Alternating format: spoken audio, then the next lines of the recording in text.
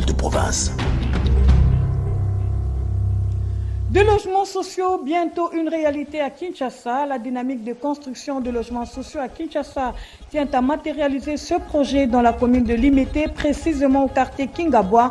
La commission de supervision est descendue sur place pour un état de lieu avant le démarrage des travaux.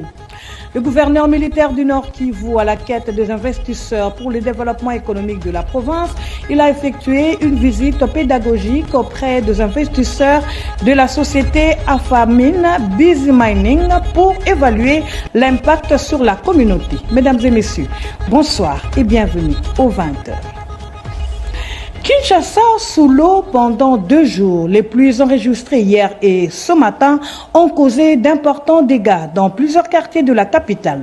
Routes inondées, circulation fortement perturbée et activités paralysées, tel est le spectacle que nous offre Kinshasa. De nombreux habitants font face aux conséquences de ces intempéries.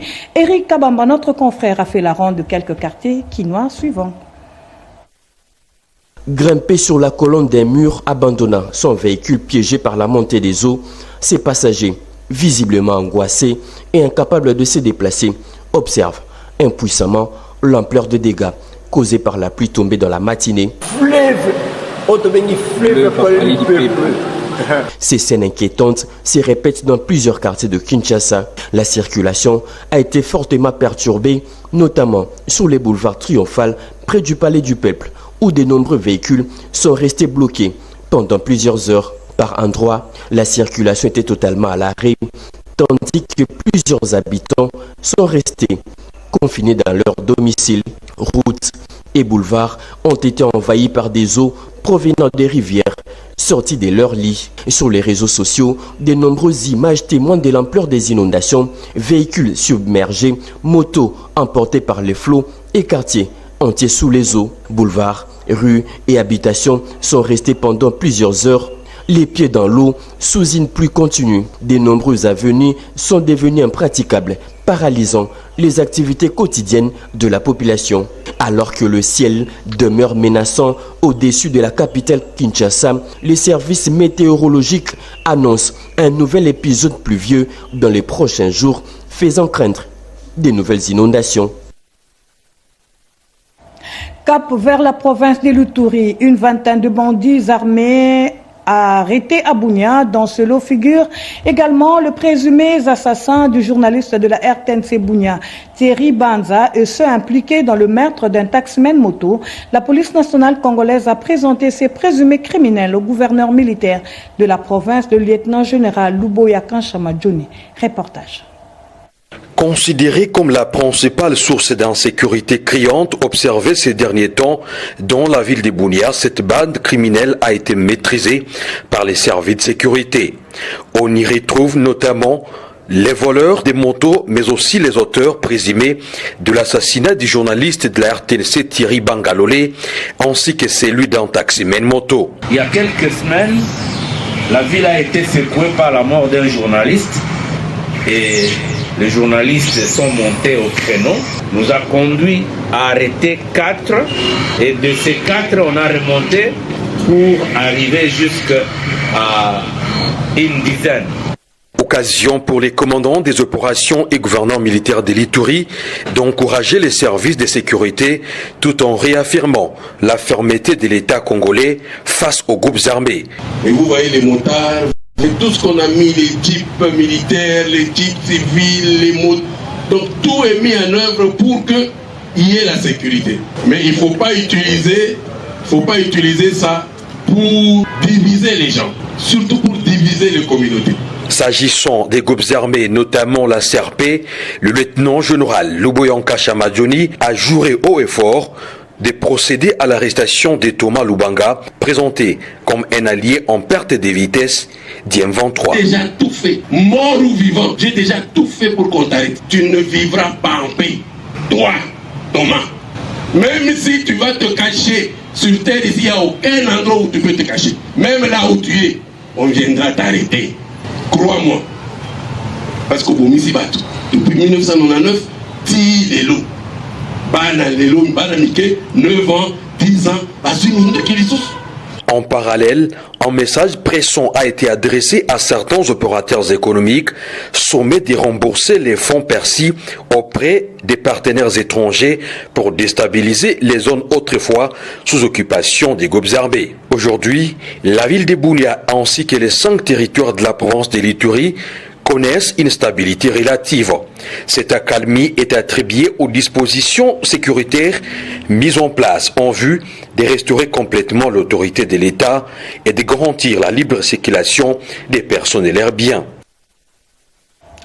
Revenons à Kinshasa pour parler de la dynamique de construction de logements sociaux à Kinshasa qui appuie sur l'accélérateur et ce grâce à des programmes importants pour combler les déficits de logements dans la capitale. Parmi les bénéficiaires de ce projet, on note la commune de Limete, précisément le quartier Kingabwa. La délégation de cette structure est descendue sur place avant le démarrage des travaux.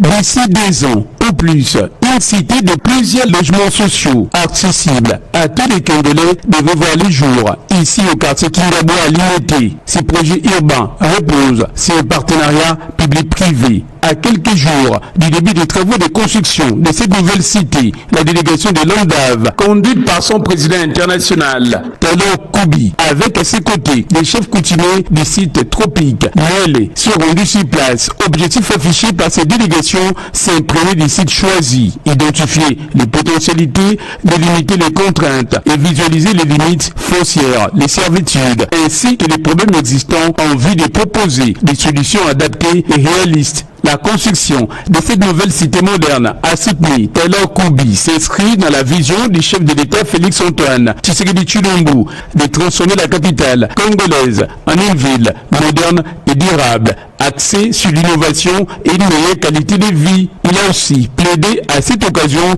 pour le respect des limites de l'espace à construire. Cette descente sur le terrain avait aussi un autre objectif pour la délégation de l'ONDAV qui accompagnait les chefs coutumiers Noël du site tropique, celui de s'assurer que cette zone désignée pour bâtir la nouvelle cité moderne répondait parfaitement aux enjeux de l'heure et de faire un état des lieux concernant les préparatifs du lancement imminent des dits travaux.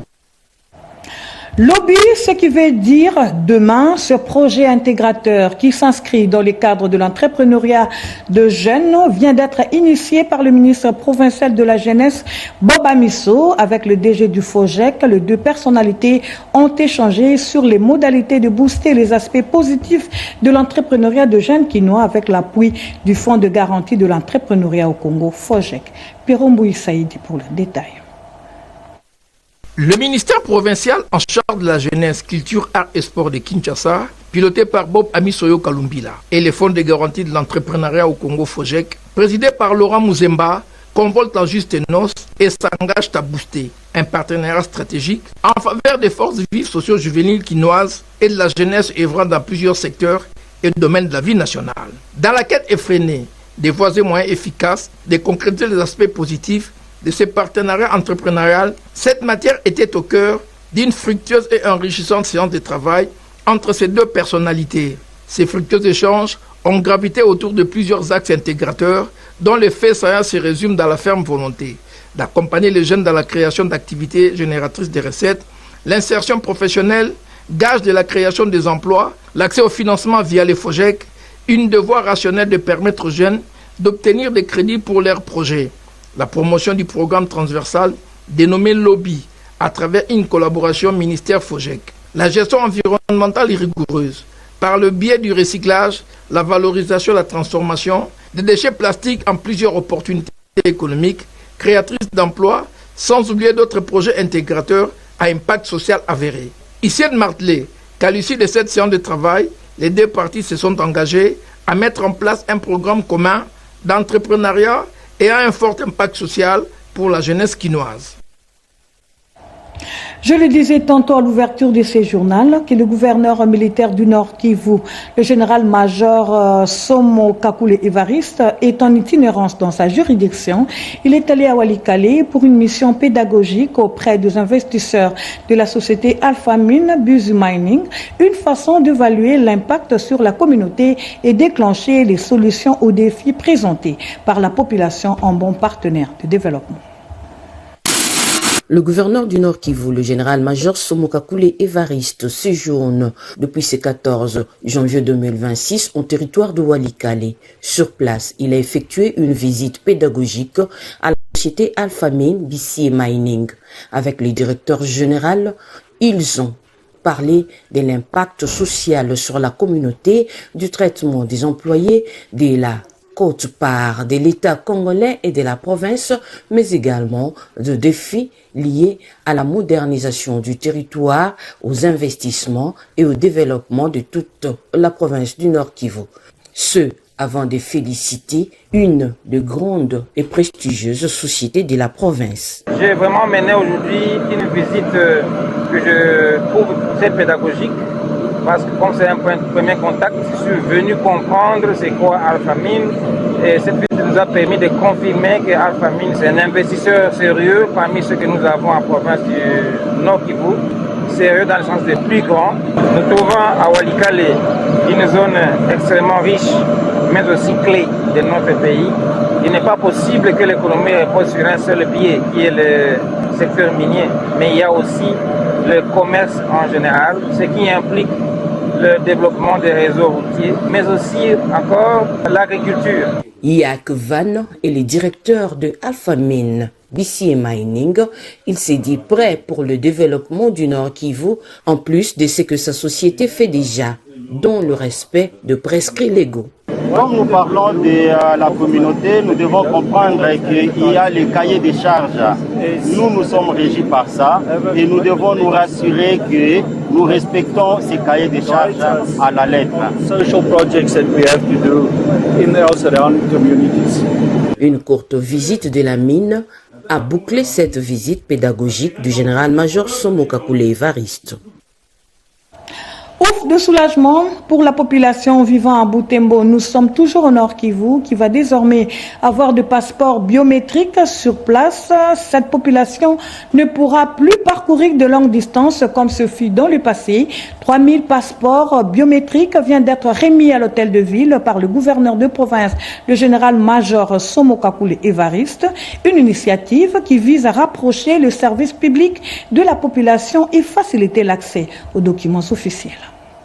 Cette initiative s'inscrit dans la vision du président de la République, Félix-Antoine Tshisekedi Tshilombo, soucié de rapprocher les services publics de la population de l'Est de la République démocratique du Congo, précisément dans la zone de Butembo-Lubero-Beni. C'est pour épargner aux habitants de cette partie du pays des longues distances autrefois parcourues afin d'obtenir ces documents précieux du voyage. Procédant à la remise symbolique du premier passeport, le gouverneur du Nord Kivu, le général-major Somokakule a appelé la population à faire confiance aux institutions légalement établies tout en saluant la patience et la discipline des requérants. La population, qu'elle peut vraiment continuer à croire à l'action du gouvernement central et surtout à la vision du premier citoyen de la République, à savoir le président de la République, son Excellence Félix-Antoine Tshisekedi Tshilombo, qui, dans son souci de tous les jours, continue à penser à la partie orientale du pays.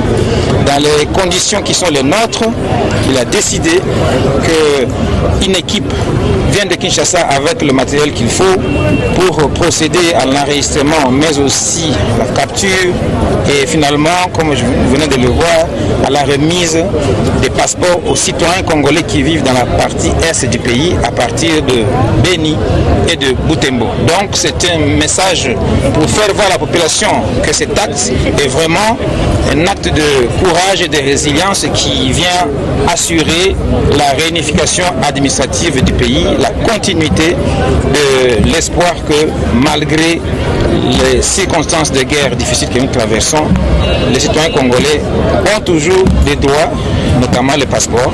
De ce côté, le chef de centre de capture, Assel Memponke, a rassuré que l'ensemble du processus se déroule conformément aux instructions de la ministre d'État, ministre des Affaires étrangères, Thérèse Kaikwamba Wagner.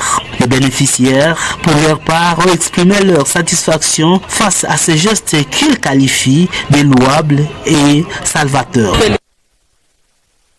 Bouclons cette rubrique Nord Kivu avec le pont reliant la ville de Beni et la commune rurale de Mangina dans le Nord Kivu, je le disais tantôt, qui avait cédé. Et pour remédier à cette situation, le gouvernement provincial a procédé à une série de constructions de ponts. Après le coulage du béton armé du pont Kimbangu, la population a exprimé sa satisfaction au chef de l'exécutif provincial. Suivant. Travaux de coulage du béton armé sur le pont Kimbangu, sous le financement du gouvernement provincial du Nord Kivu. Ce pont est stratégique car il relie la ville de Beni à la cité d'Angina. Construit par JF Business, ce pont est de 15 mètres de longueur et de 12 mètres de largeur. Ces travaux qui se sont déroulés toute une nuit ont fait la satisfaction de la population. Cette dernière salue la détermination du gouverneur militaire Somoka Koulé Évariste qui incarne la vision du chef de l'État, Félix Antoine Tshisekedi. Suivez-les un à un. Disons merci au gouvernement provincial et surtout au gouverneur pour avoir songé à notre quartier parce que vraiment c'est capital, c'est un pont vraiment qui est vraiment nécessaire pour la population de Beni. J'ai dit d'abord le gouverneur à cette initiative, il s'est donné des corps et âme pour réhabiliter cette route. Et ça c'est toute une grande route qui nous facilite nous, néanmoins d'abord les opérateurs économiques qui passent vers aller à Kisangani. Notons que ce chantier s'inscrit dans le vaste palier des infrastructures du gouvernement provincial du Nord Kivu. Celui-ci va construire 100 ponts dans les villes de Beni et Butembo et va s'étendre dans le territoire de Lubero et de Walikale. Et dans la même logique, la population du Kasaï bénéficiaire de plusieurs ouvrages par la Régie des eaux, notamment une usine de captage d'eau sur la Louloua et l'érection d'un mini-barrage sur la rivière Miao. Le gouverneur de province, Joseph Moïse Kamboulou, et le directeur de la Régie des eaux, David Chulumba, en séjour de travail à Kananga, ont discuté sur la concrétisation de ce projet. Vers l'expansion du réseau d'alimentation en eau potable dans la ville de Kananga, au Kasaï central. Le gouverneur de province, Joseph Moïse Kamboulou Koko, a échangé à ce sujet ce mercredi 14 janvier 2026 avec le directeur général de la Régie des eaux en mission de travail au chef-lieu. Au cours de cette entrevue qui s'est déroulée au meeting administratif, les deux personnalités ont également examiné la procédure administrative observée par les entreprises avant le début des travaux attendus incessamment, a indiqué David Chulumba, numéro 1 de la Régie des eaux. Nous sommes venus présenter nos civilités à l'autorité de la province, mais surtout lui donner aussi les détails sur les progrès réalisés à ce jour sur le projet, tout ce qui a été fait comme travail technique, bouclage des financements, jusqu'à l'étape d'aujourd'hui où nous sommes en train de conclure la passation des marchés. Nous avons besoin, en tout cas pas moins d'un mois, pour terminer l'adjudication, l'évaluation des offres et la sélection de l'entrepreneur qui va construire. Ce n'est que quand cette étape sera terminée que les travaux pourront commencer. Bien avant, le directeur général de la Régie des eaux avait eu une série de travail avec les entrepreneurs. Celui-ci était axé sur les différents lots de ce projet qui s'avère une réponse directe du chef de l'État, Félix Antoine Tshisekedi Tshilombo, aux préoccupations soulevées par la population lors de son dernier séjour à Kananga. Nous sommes venus ici avec une panoplie des entrepreneurs principalement chinois et indiens qui sont intéressés par le projet. Nous étions ici en décembre 2023. La population de Kananga a demandé 3 choses au chef de l'État: l'eau, l'électricité et la route. Cette province va avoir le plus grand projet de développement qu'on n'a pas vu ici dans 30 ans. Traduisant sa gratitude au président de la République pour cette phase déterminante amorcée par ce projet d'utilité publique qui s'ajoute aux autres infrastructures en cours d'exécution, le chef de l'exécutif provincial a promis d'accompagner la Régie des eaux jusqu'à la réalisation effective des travaux. Lubumbashi, ville qui plus frère, vibre au rythme depuis hier de la 14e session de la commission mixte RDC Zambie sur la défense et la sécurité. La gouverneure du Lualaba, Fifi Masuka, prend également part à ces assises aux côtés de plusieurs autorités congolaises et zambiennes. Objectif, renforcer la coopération transfrontalière aux défis sécuritaires, migratoires et économiques communs. Yolande Voka. La gouverneure de la province du Lualaba séjourne depuis ce mercredi 14 janvier 2026 à Lubumbashi, chef-lieu de la province du Haut-Katanga, dans le cadre de sa participation à la 14e session de la commission mixte des défenses et des sécurités entre la République démocratique du Congo et la République des Zambie. Ces assises ont pour objectif le renforcement de la sécurité le long de la frontière commune, la lutte contre la fraude transfrontalière ainsi que la prévention du trafic des êtres humains. À peine arrivée, Fifi Masuka Saini s'est immédiatement jointe à Martin Kazembe pour accueillir à l'aéroport international de la Louanon une délégation de haut rang conduite par le vice-premier ministre, ministre de l'Intérieur, de la Sécurité, de la Décentralisation et des Affaires coutumières, Maître Jacques-Men Chabanidouko. Cette arrivée protocolaire a été marquée par une forte mobilisation des autorités civiles et militaires, témoignant de l'importance stratégique de ces assises bilatérales entre les deux pays frères. À cette occasion, la gouverneure Fifi Masuka Saini entend réaffirmer son engagement en faveur de la stabilité transfrontalière et de la coopération régionale dans une zone où les défis sécuritaires, migratoires et économiques appellent à des solutions concertées conformément à la volonté politique du chef de l'État, Félix Antoine Tshisekedi Tshilombo. Par ailleurs, un moment diplomatique fort a été enregistré avec l'atterrissage sous la pluie du ministre de la Défense de la République des Zambie, Ambrose Luigi Lufuma. Il a été accueilli avec les honneurs dus à son rang au pied de l'avion par les VPM de l'intérieur congolais, accompagné de la gouverneure du Lualaba, Fifi Masuka Saini, ainsi que de ses collègues du Haut-Katanga et du Tanganyika et de plusieurs hauts responsables de deux pays. En tant que province frontalière avec la Zambie, le Lualaba est directement concerné par les enjeux liés à la paix. Quelques députés nationaux, membres de commissions parlementaires spéciales, séjournent également au Lualaba où ils mènent une série de consultations sous la conduite de l'honorable Serge Condé. Sur place, la délégation s'est entretenue avec les responsables des services techniques du secteur minier, notamment ceux de la division de mines et du SAEMAP. Autre détail avec notre consoeur cette fois-ci, Yolande Voka. Conduite par Serge Condé Tshimbu, la délégation a échangé avec les responsables des services techniques du secteur minier, notamment la division des mines, la SAEMAP, le CESC. L'objectif principal de cette séance de travail était de recueillir des informations détaillées sur l'effondrement survenu dans le site minier de Kalondo à Mulundu, qui a coûté la vie à plusieurs exploitants artisanaux, et d'évaluer les mécanismes d'encadrement mis en place pour prévenir de tels incidents.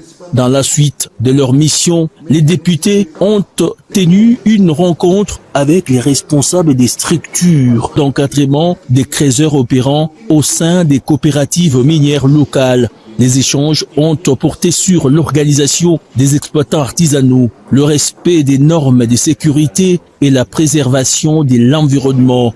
Les représentants des coopératives minières ont exprimé leurs préoccupations concernant l'arrêté ministériel récemment pris au niveau national qu'ils jugent défavorable non seulement aux exploitants artisanaux mais également à l'ensemble de la population de l'espace Grand Katanga. Cette mission s'inscrit dans la vision du président de la République, Félix Antoine Tshisekedi Tshilombo, mise en œuvre par l'Assemblée nationale sous la conduite de l'honorable président Aimé Boji Sangara, en vue d'une gouvernance minière inclusive, responsable et respectueuse de la dignité humaine.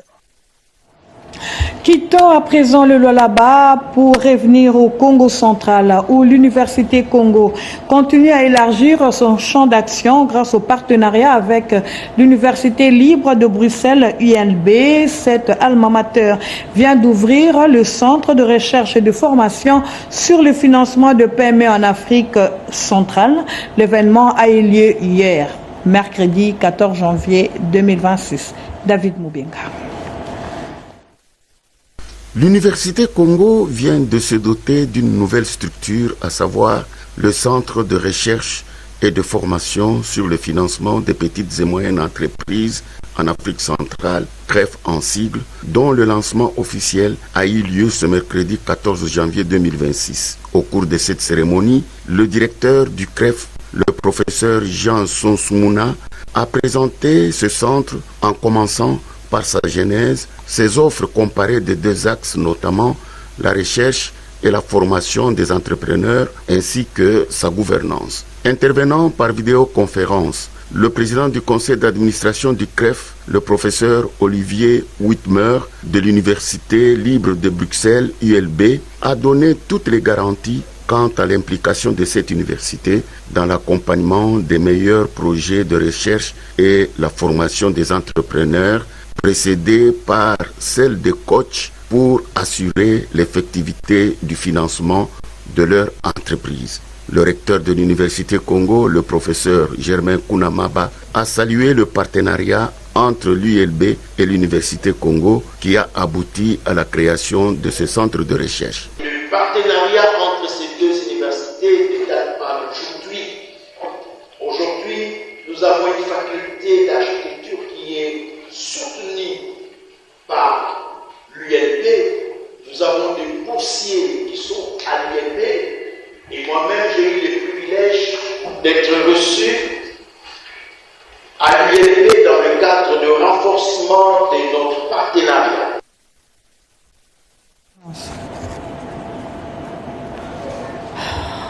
Au Sankourou, le nouveau secrétaire exécutif de la CENI a pris officiellement ses fonctions hier mercredi 14 janvier 2026 à l'issue d'une cérémonie de remise reprise à Lusambo.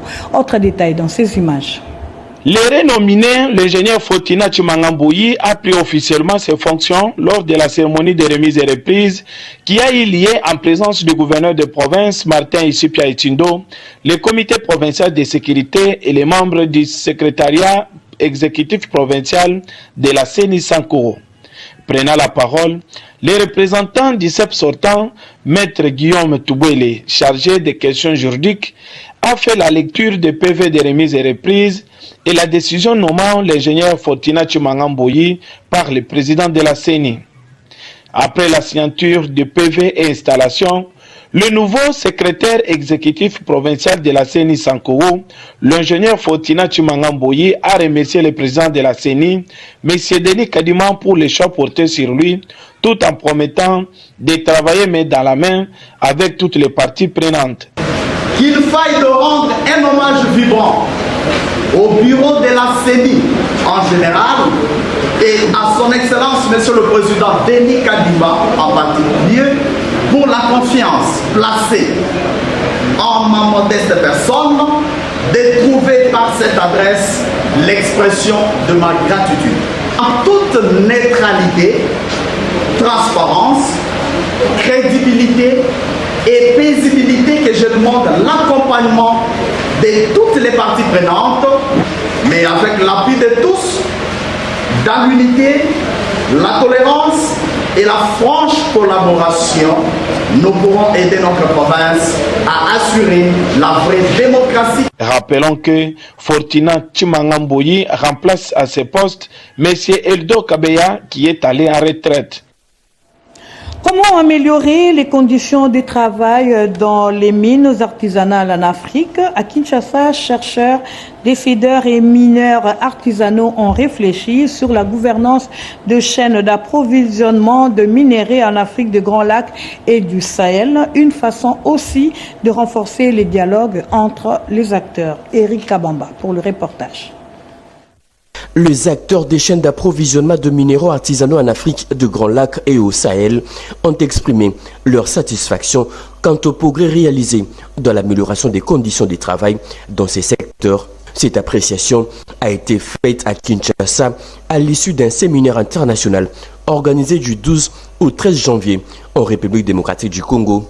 Pendant 2 jours, chercheurs, décideurs politiques et mineurs artisanaux ont échangé autour des défis et des perspectives du travail minier artisanal. Selon le professeur Gabriel Kamundala de l'Université de Zurich et l'un des organisateurs, l'objectif principal de ces assises était de créer un cadre de dialogue inclusif entre les différents acteurs. on est en train de planter les décors pour une collaboration dans le sens de focaliser nos recherches sur ce qui marche ailleurs. On va dégager de ces regards croisés une sorte de complémentarité dans la recherche et les pistes de solutions. De son côté, Muriel Cotte, maîtresse des conférences à l'Université de Lund en Suède, a salué la qualité des échanges intervenus au cours de ces 2 journées. Je suis très satisfaite par les échanges vraiment très riches et solides qui ont eu lieu pendant ces 2 jours. Je pense qu'on a créé des connexions qui, j'espère, vont perdurer dans le temps. Placé sous le thème « Regard croisé sur le travail dans les chaînes d'approvisionnement de minéraux artisanaux en Afrique, des Grands Lacs et au Sahel », cette rencontre a permis de partager les connaissances scientifiques, les expériences des terrains et les orientations politiques en vue d'une meilleure gouvernance du secteur minier artisanal dans la région. Avant de boucler ce journal, parlons de l'ouverture demain, 16 janvier, de la 5e édition de la conférence biblique dénommée « Investir dans l'œuvre de Dieu ». Cette rencontre spirituelle à Kinshasa invite les chrétiens à mettre leurs talents, leurs ressources et leur temps à l'évangélisation. Le détail, encore une fois, avec notre confrère Eric Kabamba. La tradition sera une nouvelle fois respectée. La communauté des églises des pentecôtistes en Afrique centrale annonce la tenue de la 5e édition de la conférence biblique intitulée « Investir dans l'œuvre des dieux ». L'événement est prévu du 16 au 18 janvier 2026 à Kinshasa. L'annonce a été faite au cours de cette conférence de presse par le pasteur Bienvenu Matenda, initiateur de cette rencontre spirituelle et pasteur titulaire de la CEPAC. Il a souligné que cette conférence vise à encourager le chrétien à s'engager davantage dans l'évangélisation en mettant à la disposition des dieux non seulement leurs ressources matérielles, mais aussi leur temps et leurs compétences. Investir, ça veut dire quoi? Investir, c'est-à-dire mettre Dieu comme priorité. Mettre ce qu'on a, ce que l'on aime, ce qu'on pourra donner à notre Dieu, pour faire en sorte que son nom soit connu à travers la monde, pour que le plan de Dieu soit réalisé. Plusieurs intervenants de renom issus des milieux ecclésiastiques et du développement chrétien ont été retenus pour cette édition. Parmi eux, le pasteur Roland Dallot et le frère Patrice Ngoï Moussoko qui prendront une part active aux enseignements et échanges. Pendant 3 jours, les participants bénéficieront des partages d'expériences, d'enseignements bibliques et des conseils pratiques sur la manière pour chaque chrétien d'investir efficacement dans l'œuvre de Dieu. Eh bien, c'est la fin de ce journal de 19h. Merci de l'avoir suivi. L'actualité continue sur nos antennes. À 20h, Sandra Nyangui sera à la présentation. Moi, je vous reviens encore une fois demain à la même heure avec le même plaisir pour une nouvelle édition d'information. D'ici là, portez-vous bien et restez toujours branchés sur la nationale. Au revoir.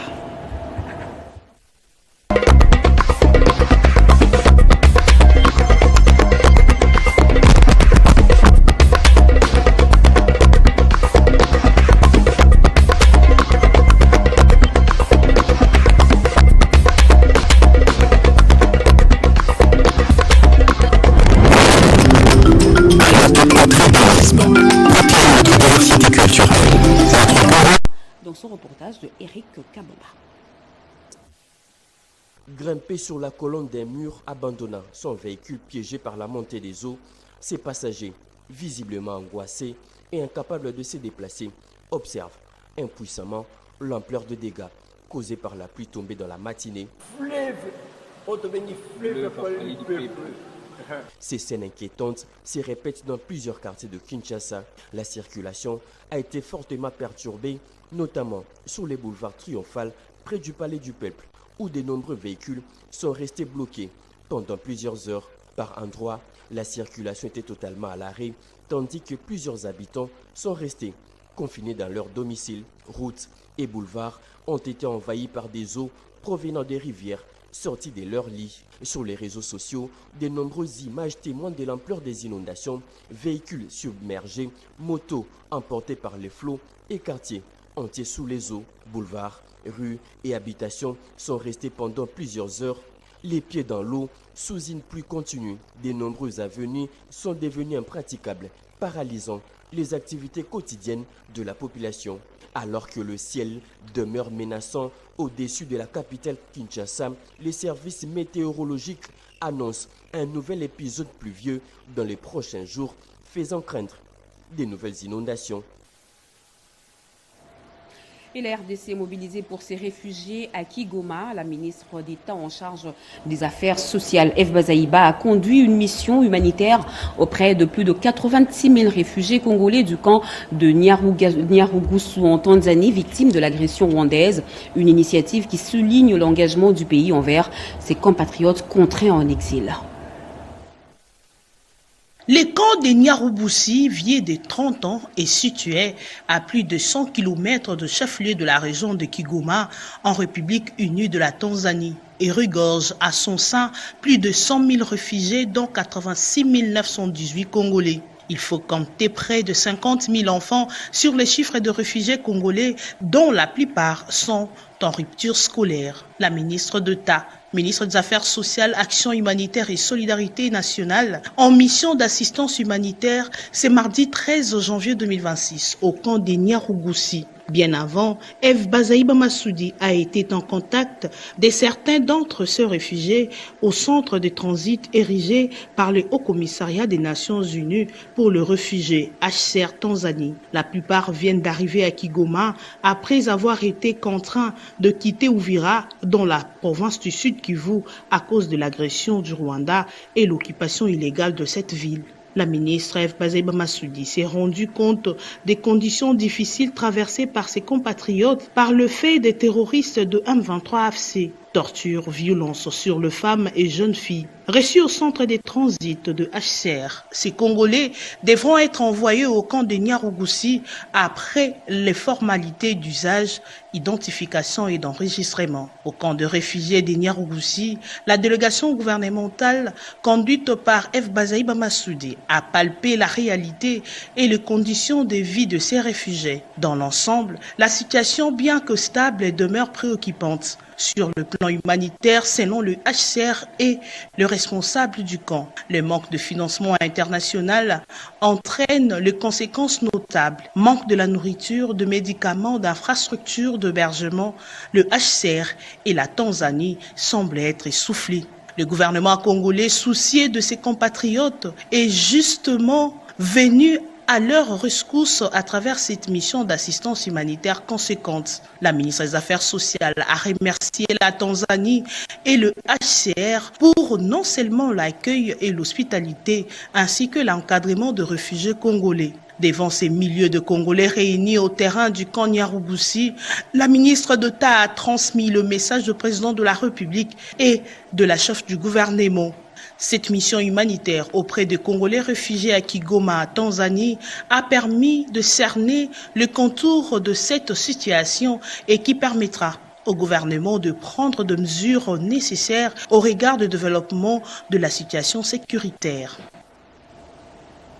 Restons encore dans les camps des compatriotes en détresse. Je vous emmène cette fois-ci au Burundi. Le convoi humanitaire gouvernemental et la force du génie congolais pour l'avenir se sont mobilisés pour soutenir les populations dans ces camps. Cédric Kenina. Image émouvante à Bujumbura, au Burundi. Image qui mêle joie et résilience d'un peuple uni malgré les épreuves. En dehors de l'aide humanitaire apportée par les gouvernements de la République aux réfugiés congolais au Burundi, voici un convoi de solidarité pour soutenir les compatriotes loin de leur espace vital, victimes de la guerre d'agression rwandaise dans la partie est de la République démocratique du Congo. Derrière cette initiative, l'infatigable Génie Kandé, bras séculier de la Fondation chrétienne Barnabé Mouakadi, pour répondre à l'appel à l'élan de solidarité lancé par le président de la République, Félix-Antoine Tshisekedi. Des vivres, des médicaments, des vêtements. Ces gestes de solidarité est un message d'espoir pour ces familles, loin de chez elles, qui ont tout laissé derrière pour fuir la barbarie des forces spéciales rwandaises et leur brigade avancée, la FCM 23. Ces gestes de compassion sont posés avec amour et détermination à travers tout le pays. Après Goma, Bukavu, Kisangani, Matadi, Bandundu, l'espace Katanga, les Kasaï central et Kinshasa, les Burundi et l'étape ultime pour couronner ces efforts. Ce soutien est essentiel pour ces réfugiés qui attendent un retour à la paix et à la stabilité dans leur pays. Nous sommes avec eux, nous les soutenons et nous allons continuer à les aider, à renchérir Jenny Kandé. Sensap, Jean-Pierre Liaou met l'accent sur la qualité. Le vice-premier ministre, ministre de la fonction publique, a rappelé au nouveau comité de gestion que la priorité est un service efficace et performant pour les usagers. La délégation a été conduite par la PCA, Marie Karumbana Bintou. Nadine Kilouchou, Cédric Kenina et Moké Maluma. Nommés par le chef de l'État Félix-Antoine Tshisekedi Tshilombo, les membres du nouveau comité de gestion de la Caisse nationale de sécurité sociale des agents publics de l'État ont été reçus ce mercredi 14 janvier 2026 par le vice-premier ministre, ministre de la fonction publique, Jean-Pierre Liaou, pour une séance de travail d'orientation. Au cours de cette réunion, le vice-premier ministre a martelé sur la nécessité de garantir un service de qualité aux usagers et poursuivre avec la mise en œuvre de la réforme des sécurités sociales gérée par la Sensap en vue d'atteindre l'objectif poursuivi d'assurer une retraite digne aux agents publics de l'État sur l'ensemble du territoire national. À cet effet, les directives ont été données par le vice-premier ministre au comité directeur de poursuivre avec l'implantation de la Sensap sur l'ensemble du pays tel que voulu par le président de la République. Le vice-premier ministre a rappelé l'obligation qui incombe à tous les mandataires de mériter la confiance placé par le chef de l'État en nous. Il a rappelé la grande vision de modernisation et de renforcement de la protection sociale, la vision du président de la République matérialisée par le gouvernement. Il a fixé un certain nombre d'objectifs, aussi bien stratégiques qu'opérationnels à rencontrer dans le cadre de l'exercice 2026. Le vice-premier ministre a notamment rappeler la nécessité de poursuivre l'extension territoriale de la Sensap. Il sera donc question d'implanter les agences de la Caisse au niveau de chefs-lieux des différentes provinces du pays, mais également au niveau de territoires clés. Avec les directives reçues, le nouveau comité de gestion de la Sensap devra poursuivre l'élan déjà amorcé pour offrir aux fonctionnaires des services répondant aux normes de la modernité. Fin de mission au Kasaï oriental pour Akassa Bandouboula et au Neige-Nsele. Les deux ministres ont inspecté les sites de stockage et stations modulaires, réaffirmé l'importance du foncier et des hydrocarbures pour le développement et obtenu l'engagement des sociétés pétrolières à soutenir la vision du président de la République, Eric Abamba. Accueilli par le ministre provincial du Haut-Katanga des hydrocarbures et des agences E4 de l'administration, la ministre d'État, ministre des hydrocarbures, Akassa Bandouboula Mbongo, a foulé les Solouchois le jeudi 18 décembre 2025. Une visite officielle qui entre dans le cadre de la lutte contre la fraude dans le secteur pétrolier, dans l'espace Grand Katanga. Sans entendre, la patronne des hydrocarbures a présidé une importante réunion dans la salle du gouvernorat de la province du Haut-Katanga avec le responsable provincial de la FEC et les acteurs pétroliers. Présents dans cette réunion, Patrick Moulande-Kabeï, président provincial de la FEC du Haut-Katanga. Nous saluons parce qu'il y a eu une grande amélioration des recettes publiques, mais qui ne sont pas encore suffisantes. Parce que jusqu'aujourd'hui, selon les chiffres que nous avons, nous sommes encore en dessous de la moyenne.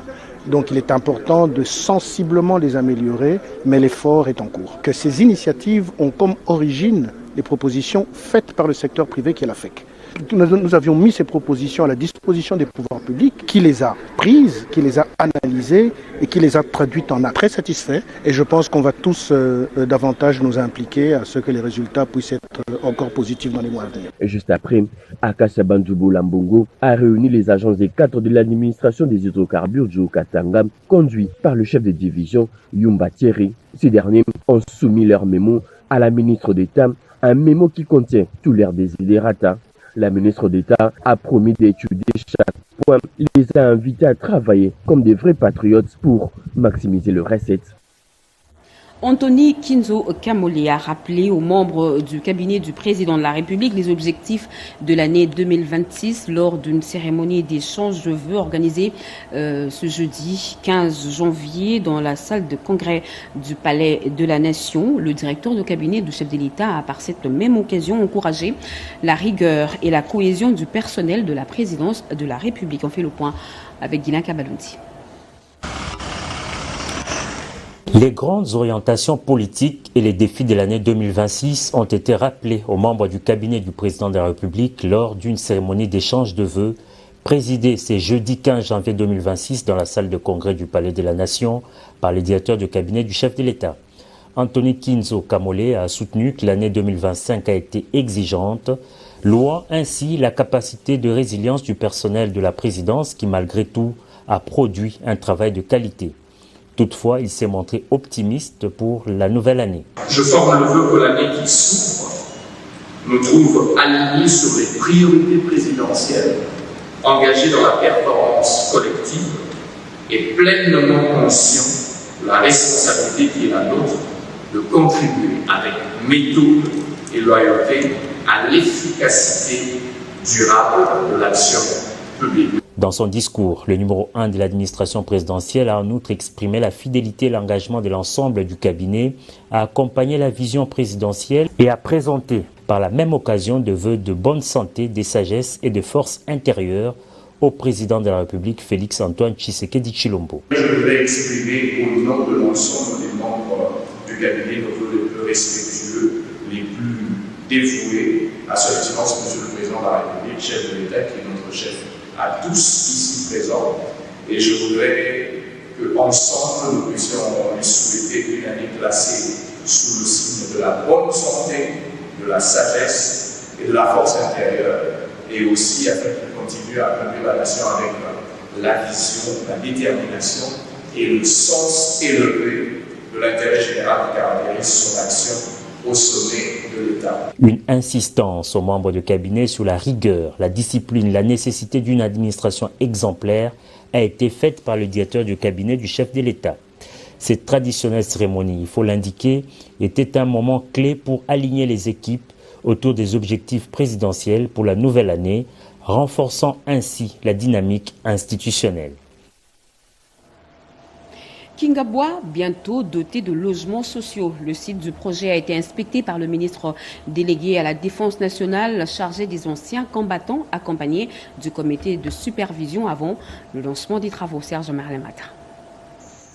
Cette rencontre, qui s'inscrit dans le cadre de la collaboration institutionnelle, a permis au ministre délégué à la Défense nationale, chargé des anciens combattants et ses notes, de réfléchir autour du mécanisme d'accompagnement de la vie de Kinshasa aux initiatives entamées par le ministre délégué à la Défense nationale, chargé des anciens combattants. Plusieurs sujets ont fait l'objet de leurs échanges. Particulièrement, nous sommes voisins déjà autour du marché urbain de Gambela. Et question d'essayer d'organiser le cadre de ces collaborations-là, mais également voir comment est-ce que la ville pourra voir dans des mécanismes innovants de financement appuyer la gestion des anciens combattants. Au sujet de l'opération de l'identification, récupération, sécurisation et valorisation des biens des anciens combattants, initiée par le ministre délégué à la Défense nationale, chargé des anciens combattants et déjà adopté au Conseil des ministres, l'autorité urbaine, la ville de Kinshasa, Daniel Bumba-Lubaki a reconnu l'importance de ces projets d'envergure. Et voir aussi comment est-ce que le ministère, dans sa phase de réintégration aussi, pourra bénéficier de la collaboration de la ville. Donc plusieurs sujets de ce sens ont été développés et c'était une première. Nous pensons que ce ne sera pas une dernière. Voilà. C'est dans une atmosphère détendue que le gouverneur de la ville de Kinshasa, Daniel Bumba-Lubaki, a quitté les cabinets du ministre délégué à la Défense nationale, chargé des anciens combattants, et les Etomboué, Mpochi, Charmant.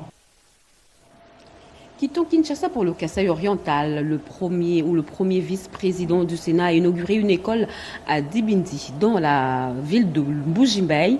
Le gouverneur souligne que cet ouvrage participe à la promotion de l'éducation de base prônée par le chef de l'État. Nos envoyés spéciaux Anita Luamboa et José Timonekene.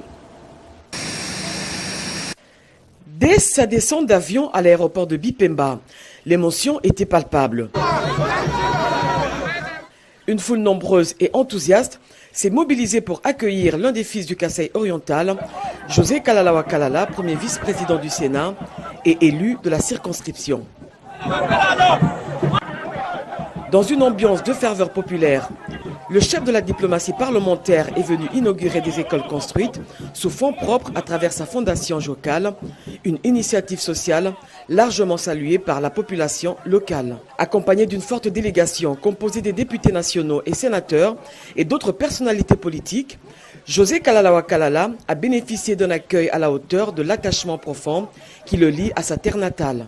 Ce projet éducatif s'inscrit dans la continuité de ses actions sociales dans la province du Kasaï oriental. Quelques mois avant cette inauguration, lors de ses dernières vacances parlementaires à Mbujimaï, l'élu des élus avait effectué une visite d'inspection des travaux, réaffirmant son engagement en faveur de l'éducation et du suivi rigoureux de ses infrastructures scolaires destinées à la jeunesse du Kasaï. Construites et entièrement équipées sur fonds propres de la Fondation Jocal, ces écoles vise à améliorer l'accès à une éducation de qualité et à accompagner la politique de la gratuité de l'enseignement de base prônée par le président de la République, Félix-Antoine Tshisekedi Tshilombo. J'invite donc tous mes compatriotes à s'inspirer de cet exemple et à poser chacun dans son rôle des gestes similaires en faveur des infrastructures éducatives. Prenant la parole, la représentante des élèves a exprimé au nom de tous les bénéficiaires sa profonde gratitude envers leurs bienfaiteurs. Nous vous promettons d'en faire bon usage. Honorable sénateur,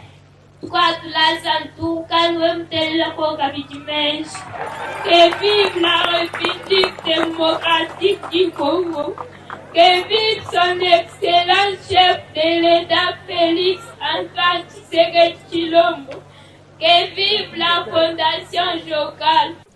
L'inauguration officielle de ces établissements sous les ovations de la population marque l'aboutissement d'un processus mûri sur plusieurs années. Elle illustre la convergence entre l'action d'un élu engagé, les attentes d'un peuple et la vision du président de la République, Félix Tshisekedi, pour une éducation accessible à tous.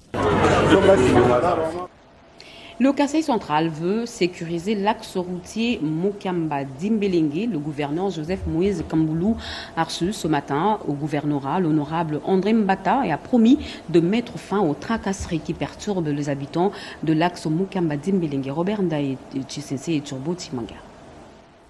Kananga, jeudi 15 janvier 2026, à notre arrivée sur la route qui mène vers l'aéroport de Kananga, les travaux d'asphaltage de la ville et de la grande route qui quitte l'aéroport vers les centres-villes évoluent à pas de géant. Nous remercions le président de la République, Félix-Antoine Tshisekedi Tshilombo. Nous n'avons jamais vu ça. Ce même jeudi 15 janvier 2025, au gouvernorat de province, dans la matinée, le secrétaire permanent de l'Union sacrée de la Nation, le professeur André Mbata Betoukoumé Soumangu, fait le point de sa tournée dans les territoires de Dimbelenge avec le gouverneur de province, Joseph Moïse Kamboulou. Les deux fils du Kasaï savent que l'unité politique n'est pas un seul slogan, mais un outil de transformation pour la confiance massive que la population du Kasaï central accorde au président de la République, Félix-Antoine Tshisekedi Tshilombo, haute autorité politique de l'Union sacrée de la Nation. Le professeur André Mbata Betoukoumé Soumangu a informé les gouverneurs de son constat sur l'état des routes qui nécessite une intervention urgente. Également évoqué les dossiers de tracasseries et taxes arbitraires avec la multiplicité de barrières sur l'axe Mukamba-Dimbelenge et Machala. Une rencontre qui était une occasion de faire le tour d'horizon lucide et sans complaisance, comme l'affirme le gouverneur du Kasaï central, Joseph Moïse Kamboulou. Problème sérieux de barrières illégales érigées dans sur plusieurs routes à l'intérieur du territoire de Dimbelenge. Nous avons échangé utilement et j'ai promis de prendre ça à cœur pour que nous puissions trouver très rapidement des solutions à cela. L'Union sacrée de la Nation et la mise en place de la coordination provinciale étaient également évoquées lors de cette audience. Bientôt, le secrétaire permanent de l'Union sacrée de la Nation retournera à Kananga pour l'installation de la coordination provinciale sous la présidence du gouverneur Joseph Moïse Kamboulou. Donc c'est le Kasaï qui est en chantier. Et on doit s'attendre que d'ici quelques mois, grâce à son excellence, au leadership de son excellence Félix Antoine Tshisekedi Tshilombo, président de la République, chef de l'État et haute autorité politique de l'Union sacrée de la Nation, le Kasaï d'aujourd'hui et de demain ne sera pas le même que le Kasaï qu'on a vu sous les anciens régimes. Le message est clair, reconstruire les routes, libérer les commerces, protéger les paisibles citoyens, consolider les acquis et être du bon côté de l'histoire. Moïse Kamboulou et le secrétaire permanent André Mbata y travaillent. Le Kasaï central le regarde et le temps de l'inaction est révolu. Paix dans l'est du pays, les femmes en première ligne. Et Eugénie Tshilakamba, vice-ministre de l'Intérieur, a invité le réseau des femmes de la territoriale à s'impliquer dans les efforts du chef de l'État Félix Antoine Tshisekedi Tshilombo pour la fin de la guerre dans l'est de la République démocratique du Congo. Elle a dit ça lors de la cérémonie d'échange de vœux. Jacques Ababa. Elles sont venues annoncer à la vice-ministre de l'Intérieur, Eugénie Tshilakamba, de la création d'un réseau de femmes de la territoriale. Cette structure qui regroupe les femmes gouverneurs, maires des villes, administrateurs des territoires, bourgmestres, chefs secteurs et des groupements se lance dans une démarche novatrice visant à promouvoir la masculinité positive prônée par le chef de l'État, Félix Antoine Tshisekedi Tshilombo. Des doléances et des hydratats de leurs entités respectives seront désormais portées dans un cadre de concertation avec les gouvernements de la République. Elle est notre porte-voix pour transmettre auprès de la hiérarchie tout ce que nous avons comme souci. De son côté, la vice-ministre de l'Intérieur, Eugénie Tshilakamba, a salué cette initiative avant d'appeler les réseaux de femmes de la territoriale à s'approprier les efforts du chef de l'État, Félix Antoine Tshisekedi Tshilombo, pour le maintien de la paix dans leurs entités respectives pendant cette période de guerre d'agression. Quoi de plus normal qu'elle puisse nous lancer ces défis en tant que femmes de la territoriale, parce que c'est nous qui sommes à la base avec la population. Si nous sommes là, c'est parce que nous soutenons le chef de l'État. C'est notre chef en tant que président de la République et aussi c'est le patron de la masculinité positive. Pourquoi? Parce que c'est une première en République démocratique du Congo qu'on puisse nommer autant de femmes dans la territoriale. Selon les initiatrices, ce réseau de femmes de la territoriale est placé sous la présidence de la vice-ministre de l'Intérieur, Eugénie Tshilakamba, en sa qualité de membre du gouvernement. Kinshasa modernise sa voirie et renforce la connexion de ses communes. Sous le regard des élus provinciaux, les travaux des bitumage se poursuivent dans les 24 communes de la capitale, dans la commune de Ngaliema. Dieu merci, Maïbadi Luanga a inspecté l'avancement des opérations. Cédric Yanina. Les travaux avancent, mais il faut accélérer les processus. À Kinsuka Pêcheur, les travaux de terrassement sont quasiment terminés sur l'avenue Maïndombe. Et le nivellement est en plein essor. Sur l'avenue Likinda, le bétonnage est réalisé à 80% pour la première phase. À Joli Park, les travaux préliminaires ont débuté sur l'avenue Akula, un déploiement d'engins qui montre à suffisance la détermination de faire avancer les choses.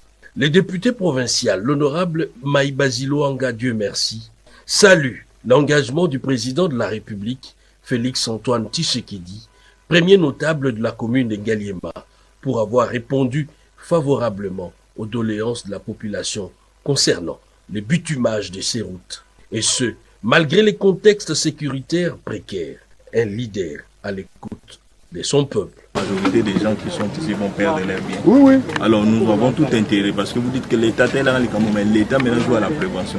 Donc vous avez tout intérêt à accompagner l'État et non à faire obstacle concernant ça.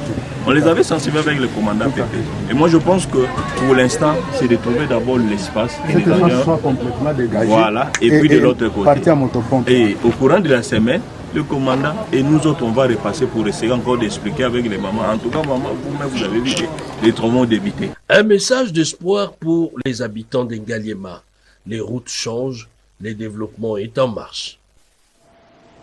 La République démocratique du Congo renforce sa coopération minière avec l'Arabie saoudite. Le ministre congolais des Mines, Louis Watum Kabamba, a représenté la République démocratique du Congo au Future Mineral Forum à Riyad, l'occasion d'échanger avec les acteurs internationaux et de consolider les partenariats bilatéraux pour le développement du secteur minier congolais. Regardez.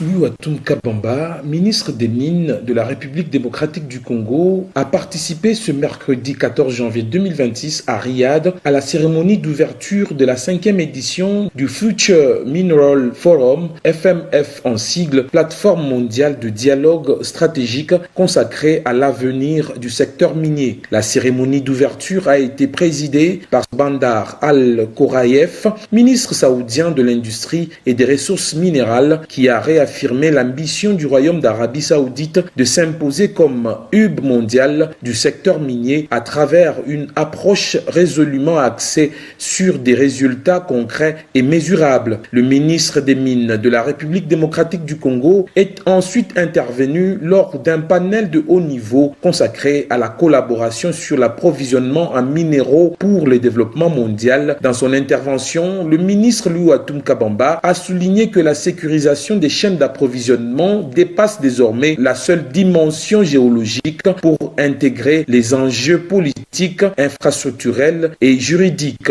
Il a affirmé la volonté de la RDC de dépasser le modèle traditionnel pit-to-pot afin de bâtir un écosystème minier moderne, transparent et orienté vers la transformation locale. Il a enfin invité les investisseurs internationaux à s'engager aux côtés de la République démocratique du Congo et à apprécier l'ampleur des réformes structurelles en cours destinées à garantir un climat des affaires stable, prévisible et durable au service du développement national et de la transition énergétique mondiale. Revenons au pays. Kinshasa accueille une nouvelle revue scientifique. Le professeur Isidore Ndayouel a lancé ce mercredi les cahiers congolais d'études avancées pour soutenir la recherche régionale et l'innovation en République démocratique du Congo dans une perspective de renaissance africaine. Renette Kolonga.